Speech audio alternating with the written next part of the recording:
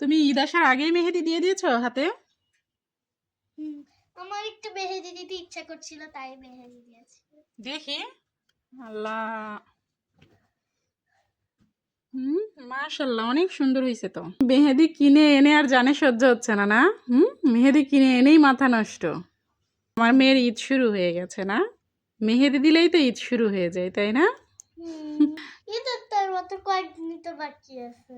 হ্যাঁ, ঈদের আর মাত্র 2 দিন বাকি। আম্মু, তুমি কি ইফতারি বানাইছো? না, আমি এখন ইফতারি বানাই নাই, এই যে এখন আমি ইফতারি বানাবো। তো তুমি ওগুলো রেখে দাও, আমি যাই ইফতারি বানাই, সময় হয়ে গেছে ইফতারির। তো গাইজ, এই যে আমি চলে আসলাম ইফতার বানাতে। আমি কিন্তু এখানে পেঁয়াজ, রসুন, এলাচ, দারচিনি, তেজপাতা নিয়েছি। নিয়ে এখন এটা সুন্দরভাবে লাল লাল করে ভেজে নিব। তারপরে এই যে ভাজা দেখেন হয়ে গেছে। এরপর আমি এক এক করে মশলা দিয়ে দিচ্ছি।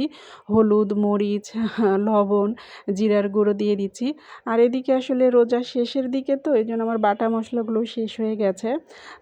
আদা রসুন বাটা শেষ হয়ে গেছে। রসুনটা আমি কেটেই দিয়েছি কুচি করে, যেহেতু এখন নতুন রসুনটা কিন্তু একদমই গলে যায়। আর যেহেতু আদা বাটাটা দিব একটু পরে দিব। তো এই যে তারপরে দেখেন মশলাটা কিন্তু আমি খুব সুন্দরভাবে কষিয়ে নিয়েছি। তারপরে দিয়ে দিলাম এই যে মুরগির পা আর গিলা। তো কী রান্না করব আমি কিন্তু সেটা এখনও বলি নাই। এই মুরগির পা আর গিলা দিয়ে কিন্তু আমি বুটের ডাল রান্না করব, আর সাথে করে নিব মচমচে পরোটা। এটাই কিন্তু আজকে আমাদের ইফতার। আর ইফতারে কিন্তু একটু স্বাস্থ্যসম্মত ইফতার না হলে ভালো হয় না। তো যেহেতু ইফতার, সেহেতু স্বাস্থ্যসম্মত ইফতার তো অবশ্যই প্রয়োজন। ভাজা পোড়া যতটা পারা যায় বর্জন করাই উচিত। আর যেহেতু আজকে রোজা শেষ, তো ভাবলাম আজকে একটু স্বাস্থ্যসম্মত ইফতারি তৈরি করে দিই। আজকে ভাজা পোড়া নো।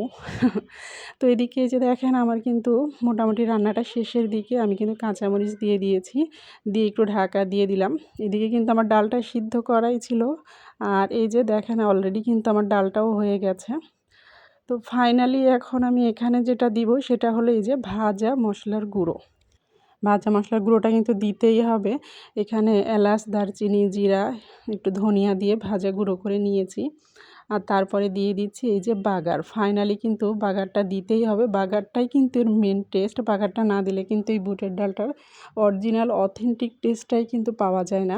তো বাগারটা কিন্তু দিতেই হবে। তো দেখেন আমার কিন্তু বাগার দেওয়া হয়ে গেছে অলরেডি, অলমোস্ট আমার ডাল রেডি।